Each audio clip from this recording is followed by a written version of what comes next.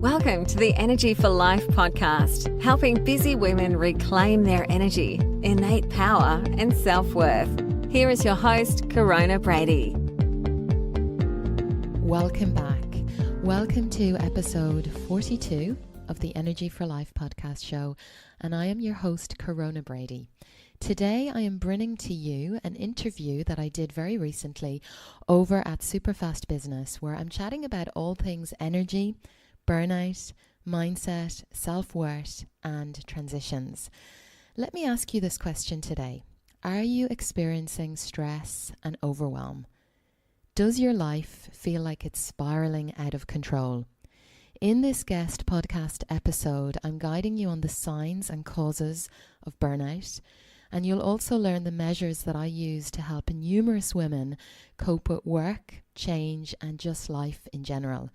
It's packed full of goodness, and I really hope that it's incredibly supportive and insightful for you today, wherever you are on your journey right now. So what's really, really important during this time is support. Getting support, getting the right support. And also have routine, have ritual, incorporate a way to start each day, to finish each day. Have a morning ritual. That's going to help you really remain grounded. This is Superfastbusiness with James Schramko. Helping you build your business super fast. James Schramko here. Welcome back to Superfastbusiness.com. This is episode 605. And we're going to be talking about burnout and energy and self-worth and mindset and transitions and all that cool stuff with Corona Brady. Welcome to the call. Thank you so much. What an honor to be on your show. Well, we've been lining this up for a while, I think. We've been chatting on and off for quite some time now. It's weird whenever I think of a travel destination, whether I was in Fiji or Queensland or wherever, I know we've had conversations. Your topic is close to my heart because I put out an entire book on this idea of working a little bit less. Of course, it's okay to still make money. I have no issue with that. I'm not saying go full bohemian and live on someone's couch. But I do see people working too much, and I also see people hanging out on social media too much. And I think, I saw an article today, actually, a billionaire is calling social media the modern day cancer. And I've been saying that for years. Yeah, I am not surprised, yeah. I noticed dangerous.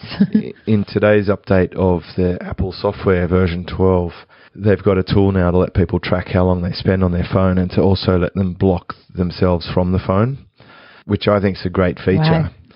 But anyway, back on track. Absolutely. Your field is a really interesting one, and I've always enjoyed our discussions because you've come at this from a slightly different angle to the normal sort of people I'm speaking to. I've got traffic agencies or information products. You've been helping predominantly women at a very high level where they've got to the point of massive chronic stress and burnout. And I guess you'd be in that classification as a therapist / coach / yoga teacher. You founded Energy for Life Academy, and you've definitely done a lot of training around transformation and all this sort of things that I guess even 10 years ago might have seemed quite radical and unusual, but it seems to be becoming more mainstream. Would you say? Yeah, absolutely, which is really great to see. And yeah, I'm always in training. I'm signed up to do even a 12-month intensive this year. Like I'm always just adding more knowledge, doing more training, finding more ways to support the women that I support every day. What drew you to this kind of work? It was my own burnout.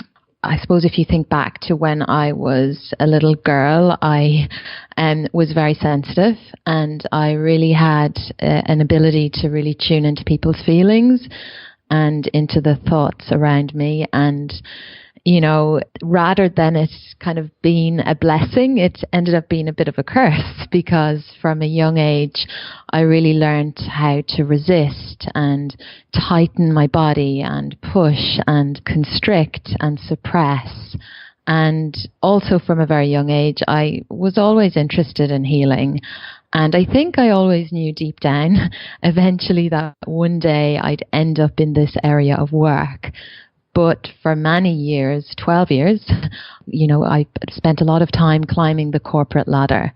And I think underneath all of that, what I was really trying to do was I was trying to prove to myself that I could be someone. I had this thought in my head, and once I get a management role, then I'm going to be happy. Then I'll make my parents proud, even though my parents were proud of me. And because I had never completed a university degree, I think that also really played on my self-worth.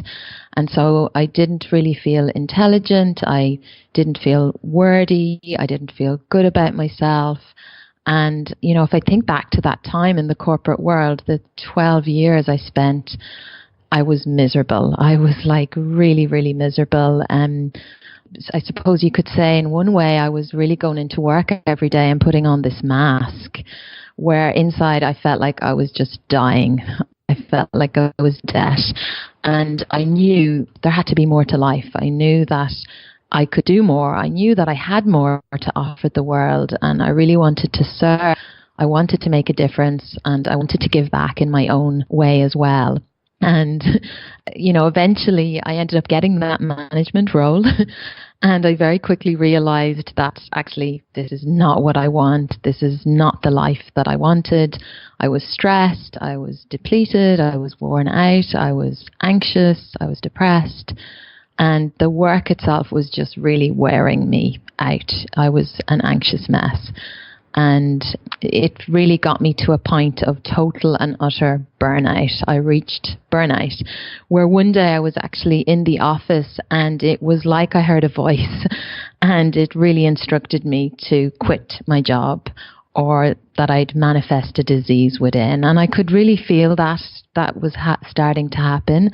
And because I was already so sick, I had completely burnt out. I had my endocrine system had completely shut down. I had liver damage. I had fatigue. I had menstrual problems. My hormones were all over the place. I had blood sugar issues. And then on top of that, I had been diagnosed with insulin resistance, which is right on the verge of diabetes.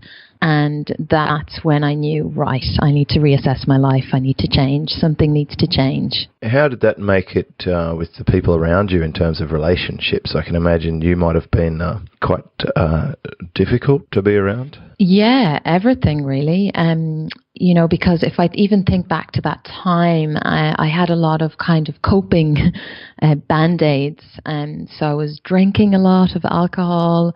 I was going out a lot at the weekend. That was my way of just kind of numbing how I was feeling. But my relationships at the time, especially with my husband, that was greatly challenged because of how I was feeling, because I was just so miserable. So it was really spiraling into every area of my life, especially my health. I can relate to the part where you're talking about your body tensing up and feeling like you have to carry. I know as I was raising a family and working in a high-pressure job, most listeners to this show would know that I used to be a general manager in my 20s and 30s. And the thing that kept me in it wasn't so much that I had to achieve for my parents. Definitely there was some driver there because of the financial downturn that our family suffered. But I just didn't really have a choice to stop working. I'm wondering, why would you keep doing it past the point of even an early resistance? Because I see most people quit fairly quickly these days. They say resilience is kind of the missing component from a lot of people's success matrix. Some kind of stoic ability, resilience, or stick-to-itiveness, which is a word that I learned from Ezra Firestone. I did a podcast on it. Is there something in your background that gave you some steely reserve? I mean, I can detect you obviously have quite a unique accent. Is growing up where you grew up a bit tougher? Yeah, I think so. Absolutely. Yeah. I think I learned from maybe a young age. There was maybe just like a subtle messaging of, just get on with it, push through it, just push through it. And so I think probably for me, you know, spending all the time that I did in the bank was probably, you know, the thoughts that were running through my head, just get on with it. Just push through it. You can do this. Yeah, and I remember hearing a speaker, Amanda Gore, talking at a conference about what we're programmed with by the time we're 7. And she said there's a track for boys and a track for girls. I think she said the boys' track is that they will never be good enough, and the girls' track is that they'll never be worth loving. They'll never be worth loving. Have you found this sort of programming surface in the stuff you've been doing? Self-worth is huge. Yeah. Low self-worth. That's a big theme I see running through all of the women really that I support.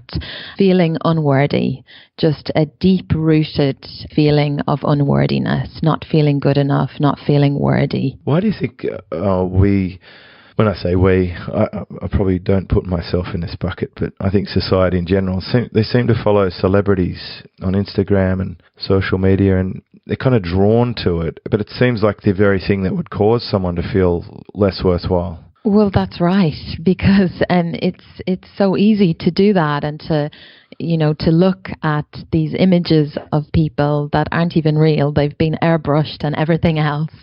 And, you know, it creates those feelings and makes them even larger from within. Right, so it magnifies it. Yeah. I know it's a tricky world of being an entrepreneur. We have, certainly this journey that I went on was from running the dealership. I was kind of the boss. You know, I'd worked my way up to the top and I was in charge and I felt confident in that role. And that was the day thing. But at night in my online business, I was doing every job. I was the janitor. In fact, I was probably the guy who brings the janitor his brush. Look, I did every single task in my business when I started it about 12 or 13 years ago. And I remember feeling that confidence balance is difficult. To be so confident during the day and to be so intimidated at ground zero at night in my online job, it was incredibly frustrating. The mind game began. It was such a huge shift. And the thing with entrepreneurial pursuits, which is what most people drawn to this kind of show are in, is you have to be confident to rise above it. That's right. But at the same time, you have to not be so confident that you become arrogant or ignorant or belligerent or completely deluded, as some, you know, full-on entrepreneurs, you know, who overuse their social media and get a taste of power seem to just go a little bit too far down this direction. You got to find that sweet spot of confidence and humility, which I think eludes most entrepreneurs. It's a really tough one. You know, I feel now after more than a decade of being in my field that I'm comfortable and established. So I feel like I have a great mindset and I'm in a good position to help other people. But I do see this a lot where people, even when they're making $4 or $5 million a year, they still doubt themselves and they wonder. Firstly, they're striving to get to 10 million. That's a very common goal, the most stated goal for people who I work with when I work with them in the beginning. And that's fascinating to me. It's like, okay, well, if you're making 4 or 5, how will your life be so much better at 10? Exactly. And it seems to be what you were talking about before. You think, well, if I just get to that next level, then everything will be okay. I remember when I was rising through the ranks, I even knew that that wasn't the answer, but I still had to roll with it anyway at the time. And I guess we have this stubbornness built in. So we have to be resilient and resistant enough to push through it, but also to not let that take us over and drag us into workaholism, self-doubt. And by the way, I'm just curious if you found this, but I've done so much research on sleep. I feel if people are not getting proper sleep, they start to become a little more manic and make really poor decisions. And it's huge. They get this black cloud of uncertainty and doubt. I often find just prescribing proper sleep can fix people a little bit in the first instance. Absolutely. And that's actually something common that I see in all of the women actually I support. They're not getting enough sleep, or they're not winding down properly in the evening, or they're staying up really late. They're on screens, they're on technology. They're not giving themselves a break at all. And then it's affecting their sleep. One of the sleep experts I had on this show, called Andre, showed how much alcohol ruins sleep. And I imagine Some of your customers, I imagine, would be grabbing a bottle of wine to unwind from the end of the day. Yeah, that is so common. You would not believe it. It's so common. And many women needing a glass of wine, 2 glasses of wine, half a bottle of wine, which often leads to a bottle every evening, because that's their way of just downtime. That's their way of de-stressing. That's their way of unwinding. So, having these very unsupportive habits. And of course, that then plays into their sleep. And then the brain fog, of course, because you wake up the next morning, you're brain foggy, and then you're making all these poor decisions, starting with, well, you're not even starting your day on a positive note. You're starting in that kind of stress response, and you're making wrong choices for food and everything else. Yeah, I've seen some people make some horrific choices. There was actually a lady recently, she joined my membership, and then after about 4 or 5 weeks, and I was coaching her and everything, she decided it's not for her anymore. She just couldn't commit the time because she had kids, etc. For some reason, she thought she needed to spend 25 hours a week on the membership, which I thought was very extreme. And I'm not aware of anyone spending that long in there. And she basically just filed a chargeback, which is the first time that's happened in about 3 years. And I thought, how upset with the world must you be to just take that response? It's not healthy. It's not sound. And I really want to help someone like that. Of course, I reached out and offered to help. My first reaction is to help and to see what's going on. How can we sort this out? Because it was just so bizarre. I wonder now, we've sort of given a pretty comprehensive overview of the kinds of things that we can feel and that can happen. And I'm sure we've all been in 1 or 2 or more of those situations at some point. I know I have, and you have as well. What can we do to put ourselves on the right path? We've mentioned one thing, of course. We could get a bit of a downtime ramp before we go to sleep, and to make sure we get enough sleep.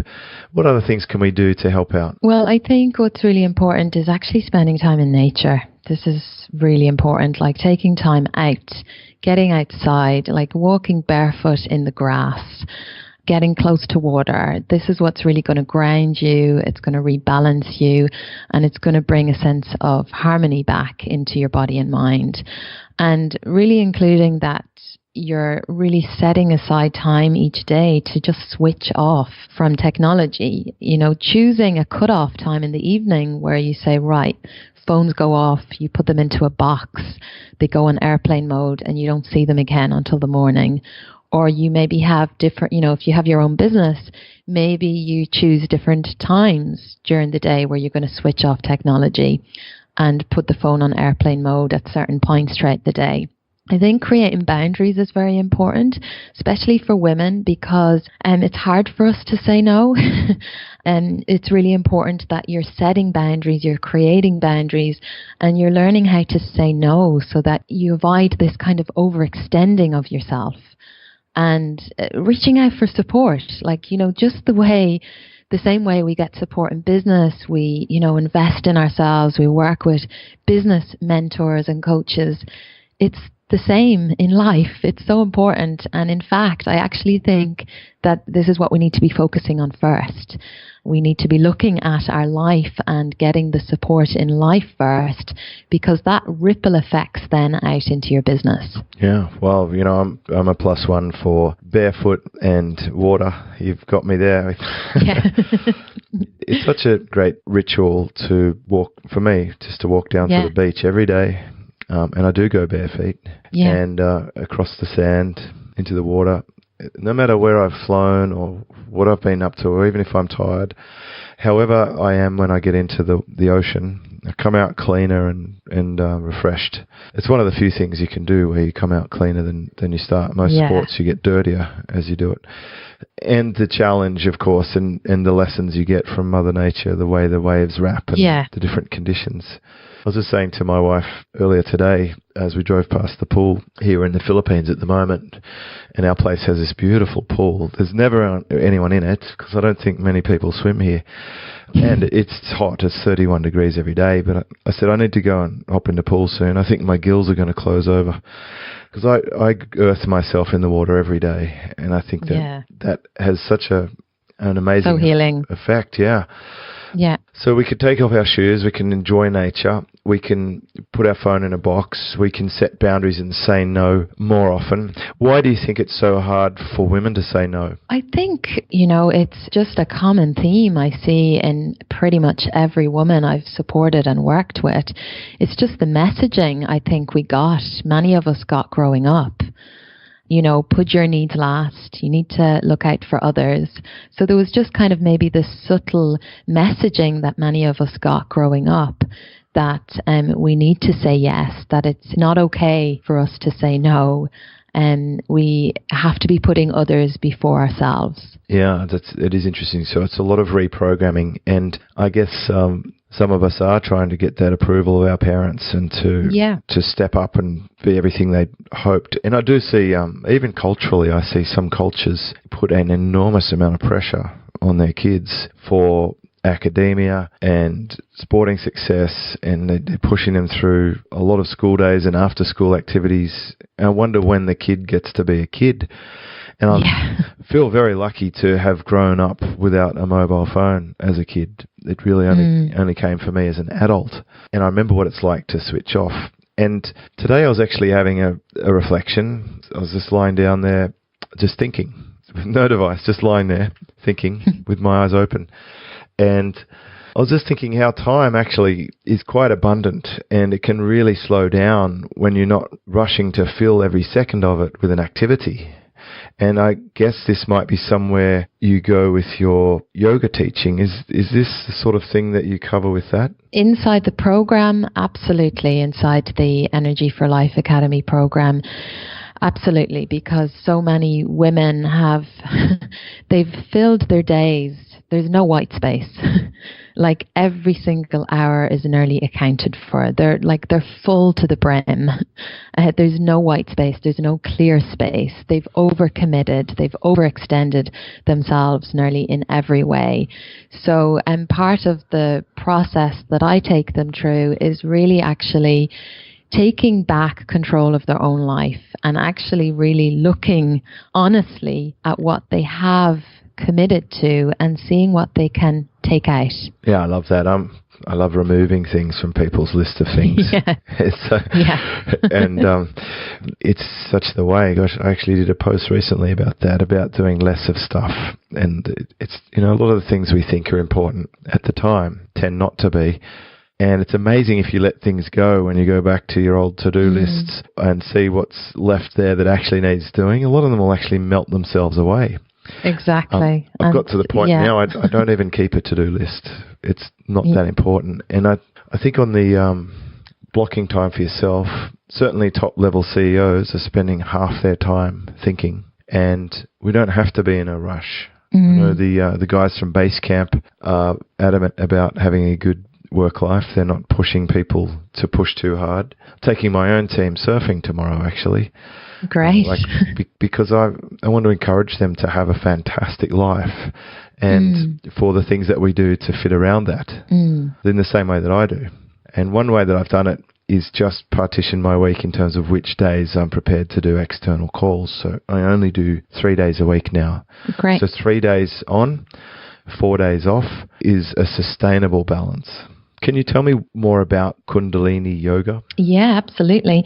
Kundalini Yoga, it's the yoga of awareness, and it's really a science, it's a technology, and Yogi Bhajan brought the teachings to the West, and it's really, there's no practice like it. It's very unique in that you do the practice with your eyes closed, and it really gives you an experience and a depth of your spirit. And you're not looking outside of you. It's an inner job. But the practice itself is very strengthening for the nervous system. It's very balancing for the glandular system. It's really moving energy. So anything that's stagnant in the body will really move. And it's just a wonderful practice, especially for the times that we're living in. Because, we're just living in increased stress, increased busyness, and, this is impacting our nervous systems. And we need something that's going to bring us back to balance. And I feel that Kundalini Yoga is just a wonderful technology for that. Very nice. I think it would be really interesting to reflect upon perhaps a student that you've had, of course, completely anonymous. It'd be good if you could think about someone who came to you in a distressed state, and maybe you could just step us through where they were at when they got to you and what sorts of things happened when you worked together and where they ended up. If you could think of a scenario that you've actually had, I think that would be tremendously instructive, and maybe we could see what the prescription is to work on ourselves a bit. Yeah, absolutely. So, I guess probably many women that come to me, to give you just an example, they're in major transition. They're in major crisis. So, something has occurred in their life which has them in crisis, and especially probably in the last maybe 2 years, the majority of the women that I have been supporting have been going through separation, going through divorce. So by the time they get to me, they are just exhausted. They're completely and utterly burnt out. They have no energy. They're in total overwhelm, and their mind is just full of negativity, and they're highly emotional, and they're just not coping. They're not coping with life. And, the majority of the women I support, they're really successful women. So they either have their own business or they're working full-time in corporate, in high corporate roles. And I suppose to give you an example of one woman who I worked with for an extensive period of time, came to me. The first conversation that we had, she was just a mess. Her life was just in turmoil. And she wasn't aware, because many of the women that come to me, they've spent a period of time looking outside of themselves, fixing from the outside. So when their life is not working, we're really good at doing this as humans. We'll start blaming from the outside, and we'll start fixing from the outside. And many of us can kind of get caught up in this for years, sometimes even decades. So often when our life isn't working, we'll often blame the outside. We might say, oh, I'm just going to end this relationship, or I'm going to leave this job, or I'm going to book a holiday, I need to get away, or I'm going to buy that lovely house, or the car, or the new shoes, or the dress, or the bottle of wine. And these are all like temporary fixes. They're all band-aids. And so it may fix things very temporarily, but if you're not addressing the root cause, which is us, if we're not looking at our own part in that situation, those problems will follow us. They'll follow us everywhere we go, and we'll never truly be satisfied. We'll never ever live a life of true meaning. So if you want the change has to begin from the inside. And this is really what I share with the women. I suppose what happens on that initial call with each woman is an awakening occurs, because for the very first time in her life, she can see, wow, it's me. Mind is a mess, it's in chaos. And everything that's happening on the outside is just a reflection of that. And from there, that's when the quest begins, the journey begins for that woman. And the way that I work, it's very holistic. So I don't just focus on the physical body. We look at physical, yes. We look at the mental and the thoughts, emotions, and we look at the spirit, spirit and cultivating a spiritual practice. And we also look at energetic. So the very first thing that I will do first with a woman inside our Energy for Life Academy program is I will get that woman incorporating a morning ritual, because the majority of women that I work with right at the get-go, they don't have self-care. Many of them don't even know what self-care is. To them, self-care is like going and having a pedicure. That's not self-care. That's kind of like self-care, outer self-care. Again, that's like fixing from the outside. There's nothing that they're doing inner every day that's kind of filling up their cup. So that's where we begin. It's really teaching them how to start their day with themselves. because how you choose to start your day is actually how the rest of the day is going to flow and follow. So if you're getting up, you're hitting the snooze, you're stressed, maybe you've had a half a bottle of wine the night before, your head's foggy, and you've hit snooze for maybe the last hour, well, just think about the energy you're bringing into your day. That's how the rest of your day is going to flow and follow. You're going to be stressed, you're going to be making the wrong decisions, and then you just keep bringing that into the next day and the next day and the next day. So this is where we have to start. So it's kind of looking at if she has any rituals right now, especially morning, and we get started with that. And what that can look like is breathing exercises, the power of breathing and breathing fully. And there's a wonderful set that I get every woman to begin with, and it's an energizer set. And just even doing this energizer set for like 10 minutes, 15 minutes in a week, her energy has increased just tenfold. She sees a massive shift in her energy already. That's just in the first couple of days of us working together. And it's really then starting to undo and unprogram everything. It's looking at her life to date and looking at really her beliefs and her thoughts, really teaching her how to reframe those thoughts, showing her how to really clear those limiting and negative beliefs. And I use a really powerful method. It's called the mind detox method. And it really works with the subconscious mind.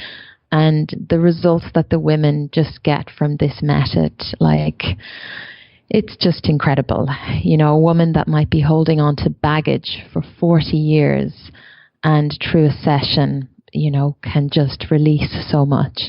So in this woman in particular, I know I'm going off track here probably a little bit, she would have come to me in just complete mess.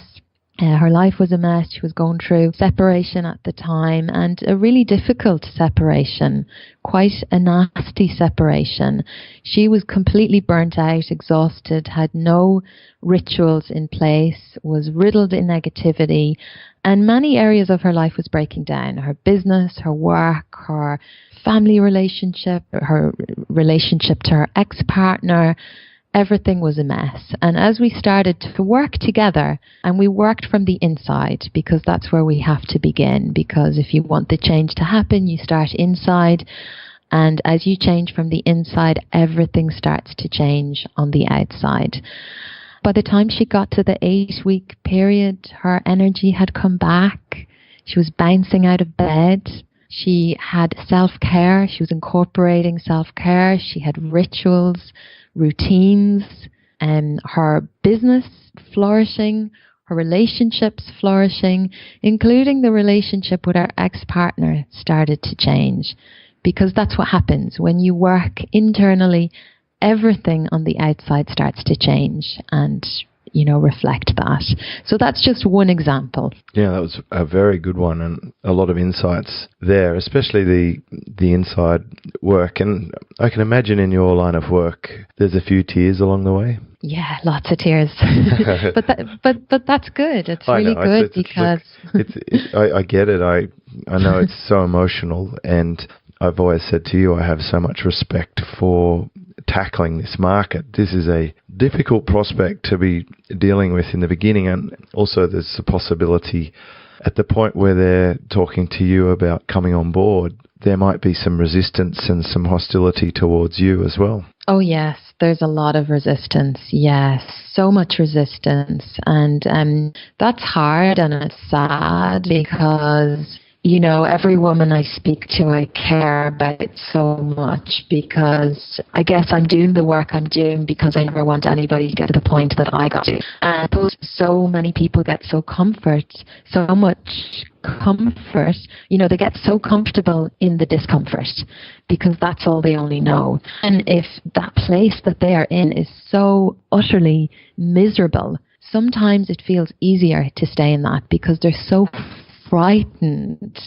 Fear is a big thing for many of the women, and fear prevents a lot of women coming on board because they're so afraid. They're afraid of what could happen. They're afraid of the change that could happen and, what that could look like, what that would look like. Yeah, I guess it's a bit like a beaten pet who's scared of the next beating, that cowers in the corner when they hear footsteps, Have you ever used things like horse therapy or surfing therapy? No. I think they're big deals in some circles. They're using both of those things to help people. Horses are interesting because they have like a supersonic nervous system. They're much more nervous than humans. So, when you start learning how to handle a horse, you can learn a lot about yourself as well. Certainly surfing therapy is a good thing too. Okay. I'm sure you've got a good handle on the ones you do choose, and you're going to have some pretty powerful tools in that toolkit. Can you tell me about what a lady's going to be able to do after you've finished working with them? By the way, does it ever end, or do you continue on? Yeah, so, a woman begins her journey with me through my Energy for Life program. And the way that I see Energy for Life is that, when women start journey with me, they are not living, they are existing. They are literally on a treadmill. They're going through the motions and they're just feeling like they're on automatic pilot. And, they've just no energy, they're burnt. So the Energy for Life really gets them back into life. It gets them energized again and it gets them back into their life again. And then from there, a woman has an option. She can go ahead on her own journey. That's absolutely fine if that's where she wants to end, or she can choose to keep going. And many of the women, that get incredible results through the initial 8 weeks, well, they don't want to stop.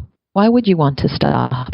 What growth that you've just had in those 8 weeks when you can see that it's incredible in the 8 weeks what women really receive, that many of them don't want to stop. They want to keep going. So from there, I have an Awakened Woman Life Mastery program, and that's a 12-month program, but I recently moved that into a 3-year program because the women were getting such incredible results moving through the first year that they wanted to know what was next. How could they keep going?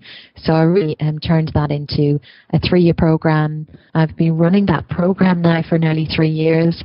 And that's really about looking at the 5 key areas of a woman's life, which is her relation, it's her wealth and financial, it's her health and vitality and energy, it's her contribution and legacy, and then her work, business and career. And we really look at those 5 key areas, and it's really teaching her mastery. And yeah, you wouldn't believe the transformations of the women coming out of this program. It's just mind-blowing. Yeah, that sounds amazing. Yeah, someone has to be doing that role. What would you say would be the signs that someone might want to pay attention to if they're verging on the condition that is dangerous for them? Okay. So let's just talk a little bit quickly just about, stress, because most of the women that come to work with me, they're stressed, and they've been stressed. Their body has been in stress for a very long time. And there are some red flags that I think would be really supportive to share today. So when you're stressed, your nervous system goes into fight flight. It reacts and it releases hormones. The hormones it releases is cortisol and adrenaline, and it releases those into the blood. And this is what causes, the increase in your heart rate, in your breathing, and even in your blood pressure. Now, that's not all a bad thing. Of course, this can be a good thing as it can get you through, the hard times in life. It can also help you to motivate yourself. However, too much stress on your body over a prolonged period of time can cause burnout. And this really takes its toll on every part of you, physical, mental, and emotional. And, when you get to that point of burnout, it is complete and utter exhaustion. You feel exhausted mentally, physically, and emotionally. So some of the signs can be anxiety. So just feeling anxious or feeling worried all the time or feeling angry, like noticing yourself kind of getting frustrated or angry or annoyed for no real reason. or feeling like you no longer just want to be around people. You notice you've observed yourself withdrawing from people, or you're starting to withdraw from life. Or another common sign is that everything just starts to feel like it's just too hard, or it's too much, and everything feels like a chore. Or you might notice that you're becoming more sensitive to things. Just the slightest thing is just starting to trigger you. Or feeling tired all the time is another sign of when your body is in, it's giving you those flags, those red flags. There can also be physical signs. So some things that you need to pay attention to, and I see this a lot in women, is stomach issues. Most of the women that, start working with me, a lot of them have stomach issues. And they've had these stomach issues for a long time. They just kind of see it as, it's the norm. So consistent stomach or gut issues could be constipation, diarrhea, maybe indigestion, and headaches can be another one, or pain, like physical pain in your body, and feeling like muscle aches, joint aches, back pain. And another common flag is, problems sleeping. So you can't sleep, or you've problems falling asleep. Or another one, you're starting to wake up at really odd hours, unusual hours, and then you're really struggling to get back to sleep. Or a loss of appetite. You've just kind of stopped eating, or maybe even an increase. So you might notice an increase in your weight or a decrease in your weight. And heart palpitations. So just noticing that your heart is racing. So it's the first step, if you're feeling any of those things, might be to have a look at reflecting on how you're feeling about yourself and observing what things might be causing this, and then starting with some kind of a routine. Absolutely. Yeah, absolutely. It's really taking a step back, and, I recommend doing some journaling, self-reflection, and really reflecting on what signs your body is giving you physically or mentally. And it's very, very important that you read those signs, those flags, and you don't ignore them, because that's what can lead to, more serious illness and disease. When something like this is happening, your body's screaming at you. It's screaming for attention, and you have to listen. Yeah, I like the journaling thing, and especially the gut. There's a few experts who I'm coaching these days who are in that field. And realigning your gut and getting the proper probiotics happening, naturally, of course, eating things that stimulate it. For example, oats. Someone put me onto some of the things you described sound a lot like gluten too. If you feel tired, you have aching joints, or if you're bloated, etc., that can be an intolerance of some kind. So yeah. Now, what I shared there, they're all like the signs of stress, but then you have to think of burnout, okay? Because then burnout is, that's on the other scale of that, That's where some of the signs of the burnout is when you're feeling totally and utterly exhausted, like you are unable to perform basic tasks, or you're starting to lose motivation in areas of your life. And it could be including your work or friendships, or you can't focus, or you can't concentrate, or you just feel empty. You're lacking in emotion, or you're just losing drive, losing passion, and you're starting to withdraw emotionally. So that's just something to pay attention to, because, that's the point of burnout. You don't want to get to that point. Yeah, just an empty shell, you're a carcass. That's where I was. A shucked oyster. I think most entrepreneurial types will have bumped up against that at some point. I think, especially if you have a project that is not your absolute passion and it's the means to an end, you can likely get to the end of that project where you just know you have to do something else. And I think I attract a lot of those people too. With a book like mine, I would get an email or two every single day, someone saying how much it's talking their language, in terms of realizing that they were heading down a path that's no good. You've been so generous sharing this information with us, Corona. Not at all. It was such an honor. So in final sort of discussion, You mentioned there's a couple of transitions that you go through in life. Yes. 3 stages. It'd be great to get a short overview on that. Yeah, absolutely. So, life transitions, this is huge. And this is really what I support a lot of women to move through.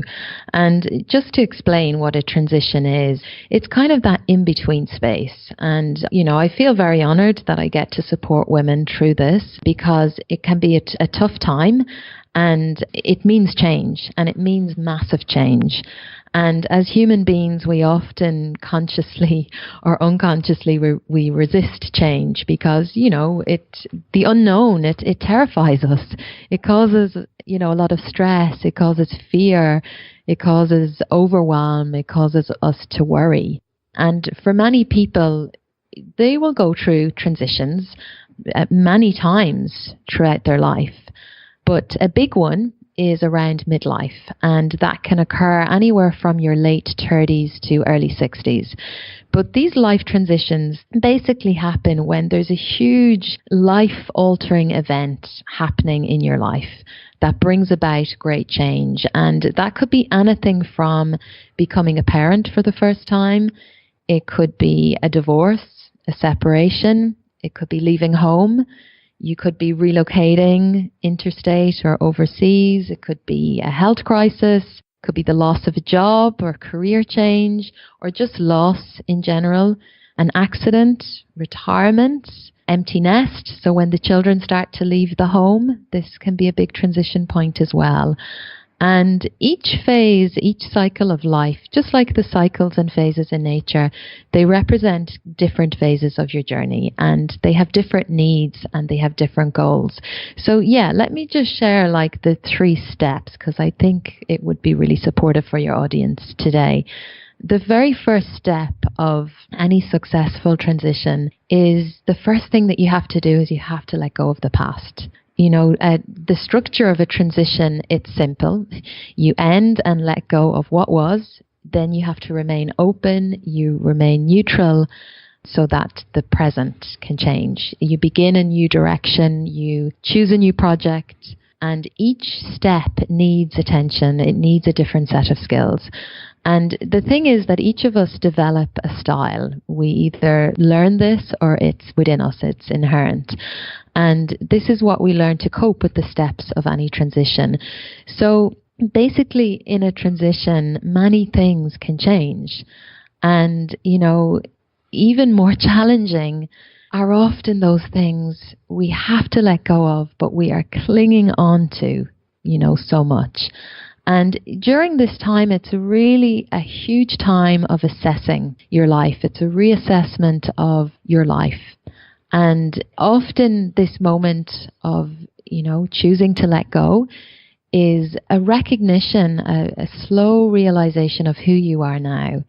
And we change first, but then often what can happen is we find ourselves still doing the old things automatically, still doing the old habits automatically, or speaking of ourselves in ways that are no longer true. Now, some people will let go easily and they'll really embrace an ending and they'll do it smoothly. But for others, a transition can bring a lot of anxiety because with any ending, there's just this moment of unknowing. And this is where you need to just pay attention to your own style. And this is where it can be helpful, where you can look at times in your life where you had a true transition. And you look back to that and you ask yourself, what was my style? What was my behavior? Did I go quickly as if it wasn't happening, as if it wasn't there? Or did I slow everything down so I wouldn't have to feel much stress during that time? Or, did I just kind of passively wait for change to somehow magically happen? Or when there was an ending that really needed to happen, did I claim it? Had nothing to do with me, my choices or my needs? Or did I blame others? Did I blame, they, it, or that kind of made me have to end this? And, another thing to pay attention to as well is, did you go into automatic pilot? Did you just take care of business, just hoping that, those tasks would just dull any of the grief, any of the anxiety? Because there's so much grief, there's so much anxiety during this time, and you have to feel it. And another question to ask is, did you put your needs last? Did you care for everyone else during that time so that you could ignore your own needs? And did you make that ending? Was it clear? Did you finish that relationship or that habit or that feeling or that belief that belongs to the past? So some people can often, they can linger here. They can kind of stay in, like, I suppose you could say it's like a twilight zone before circumstances eventually forces them to make the change. And often what can happen is there can be a common defense against the anxiety of change and endings, that we often will suddenly go backwards because we cling to the old. So what's really, really important during this time is support. Getting support, getting the right support. And also have routine, have ritual, incorporate a way to start each day, to finish each day. Have a morning ritual. That's going to help you really remain grounded. And so that's kind of the first stage, is kind of the letting go. And, having somebody support you through that as well, somebody who's experienced. And then something that I should also mention here is that if you avoid any of these stages, so if you don't do what needs to be done in the letting go, there will be a price that you will pay. And you will pay that somewhere later on in your life. So you want to make sure that during the transition that what needs to be done and ended, whether it's letting go of certain beliefs or feelings or completing a relationship or committing to a new habit, that it's all done in that current cycle that you're in.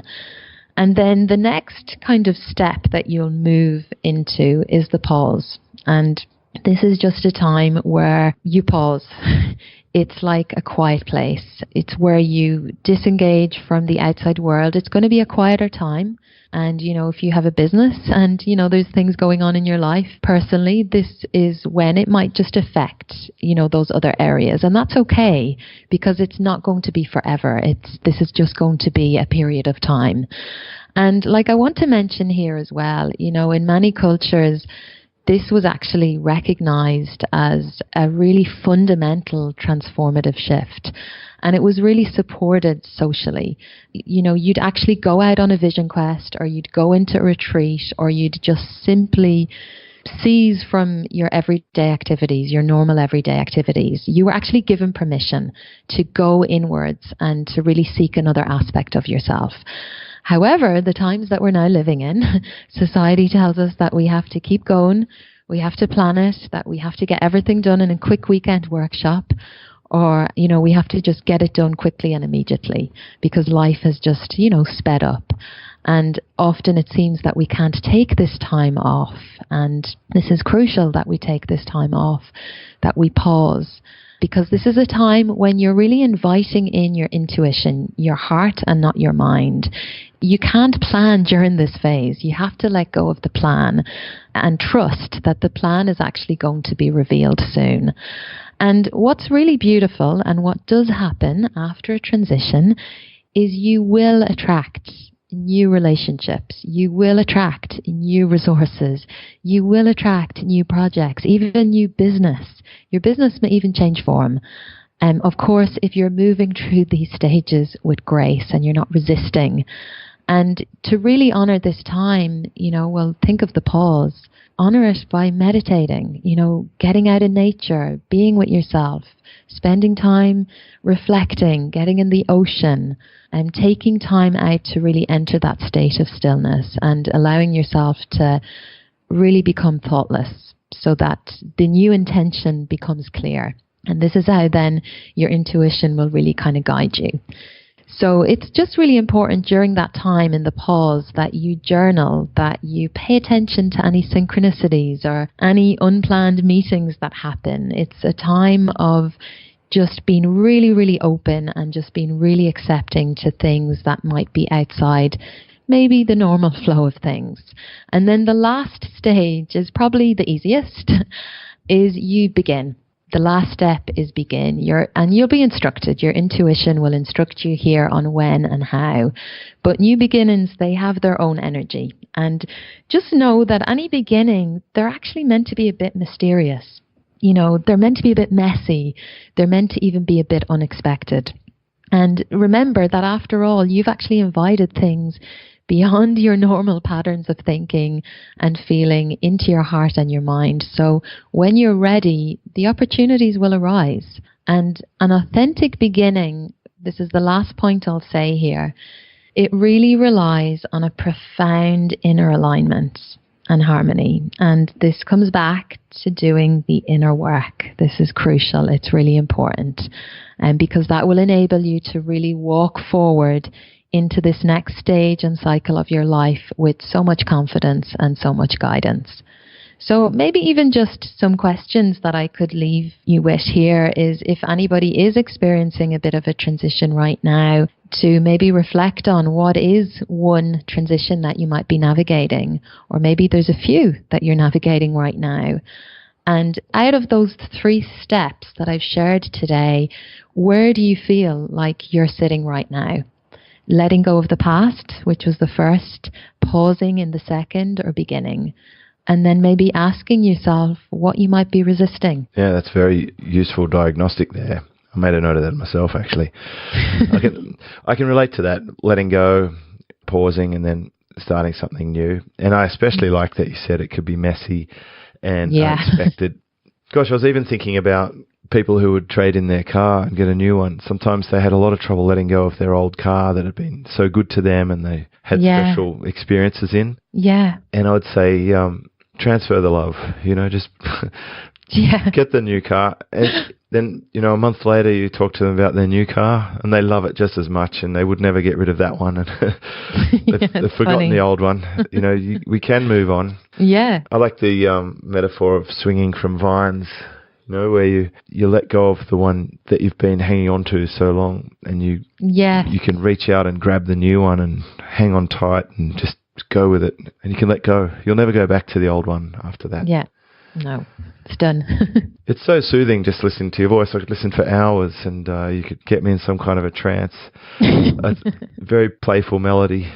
Corona, always a pleasure chatting to you, and thank you for the work that you're doing with us today and with the people who you're helping with in your programs. You've got a lot of information there at coronabrady.com. You also have a podcast. Do you want to give that a plug? Yes, please. Yeah, I have a podcast. It's called the Energy for Life podcast, and you can find that on iTunes, and it's also on Podbean and Stitcher.